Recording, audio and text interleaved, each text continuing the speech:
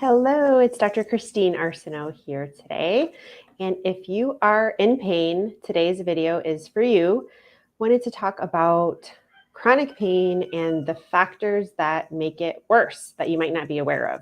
So pain is definitely something physical that happens in our body, but it's also something that happens in our brain in the way that we perceive it. So pain is not always the same.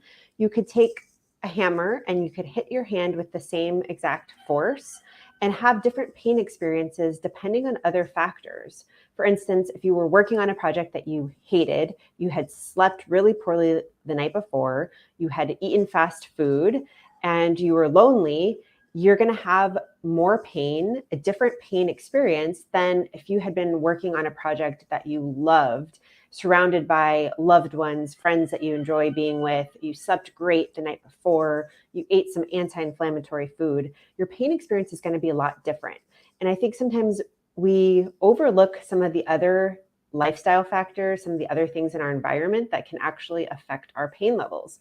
So I wanted to go over that, and specifically inflammation and pain. It's really common in our society, and our society now is a lot different than our ancestors' world. And so that's what I wanted to highlight, the factors that make pain worse that are different than our ancestors and the lives that they lived. And so inflammation is a huge problem. It's that chronic smoldering inflammation that is responsible for a lot of health conditions, not just pain, but cancers and heart disease and a lot of these chronic conditions we have in our Western world. And that's because our life is a lot different than our ancestors.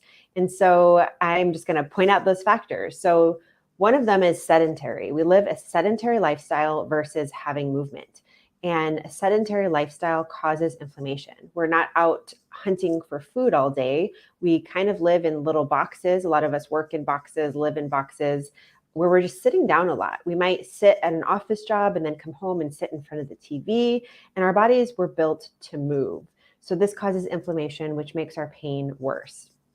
Being indoors, we're disconnected from nature versus being in nature with that rhythm of lightness and darkness.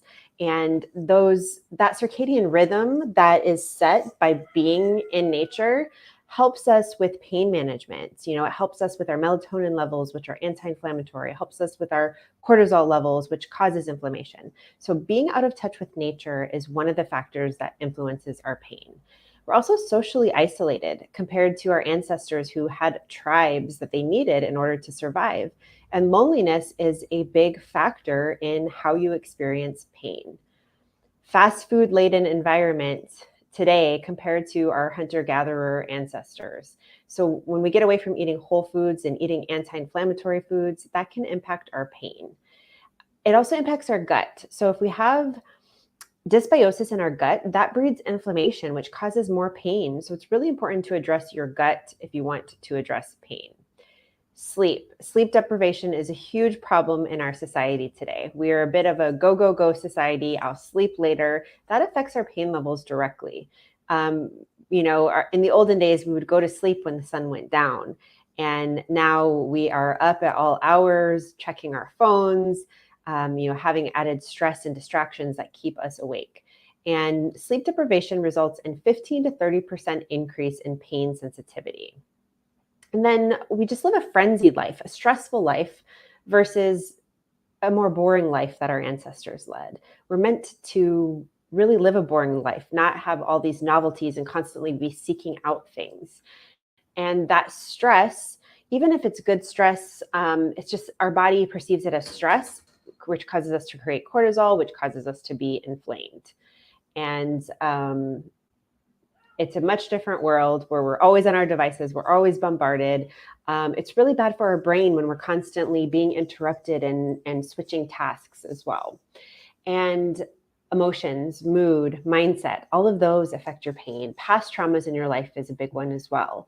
But our mindset around the pain, our mood, that affects our whole experience with how we tolerate pain.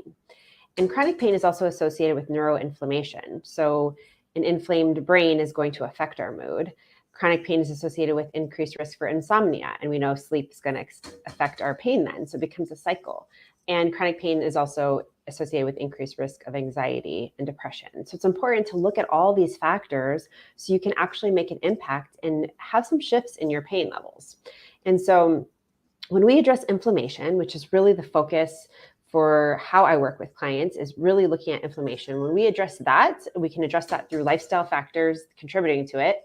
We can decrease not only pain, but we can also decrease brain fog, and we can decrease fatigue. All of these causes, inflammation is a big part of them. And you can really see your symptoms shift quickly if you focus on inflammation. And I do this in a comprehensive way where we look at all those lifestyle factors, as well as effective natural supplements, as well as hypnotherapy to rewire your subconscious mind. Again, it's really comprehensive. So we are looking at food. We want to nourish ourselves with things that are healing to our gut so we can decrease that inflammation there. And also quiet time and rest and meditation, mindfulness, all of these things, being able to incorporate those into your life can go a long way in activating your parasympathetic nervous system, which is where you heal, instead of that sympathetic nervous system where we just have this ongoing stress that's breeding inflammation in our life. And so I teach you how to manage those triggers of the stress and also how to change your response to the things that you can't change. And I love incorporating hypnotherapy. It's really important because you have to show your brain what your new reality looks like. So your brain's job is to keep you safe. Your brain does not like change. It wants to keep you in the safe known. And it's the brain's job to conserve energy, which is why we create habits. So we want to stay safe, familiar, predictable. And you have to program yourself with new thoughts, new beliefs, new feelings, and new habits to create that new life. And hypnotherapy allows you to do this just in a much more quick and effective way, and also to implement habits that are then sustainable. It also helps with relaxation, and even self-hypnosis does this. Long-term, it can decrease pain. There's studies that show the effects have been maintained for up to 12 months in some patients, and this is for chronic pain. And hypnotherapy has also been shown to have significant improvements in sleep and mood. It also allows you to process traumas without having to relive them, but simply by removing the blocks that are keeping you stuck. And when you have a comprehensive approach and you work with a coach, you can get to your goals faster and easier and have a proven path instead of trying to figure it out all on your own, spinning your wheels, having your ups and downs with pain, and just not knowing if you're on the right track. So if you're ready to really take care of inflammation, address that pain and fatigue and brain fog, go ahead and send me a DM or click on the link in the comments. I'm going to post my schedule link. You can apply to get on a call with me so we can start getting some shifts and having you live an energetic life free of pain. Looking forward to talking.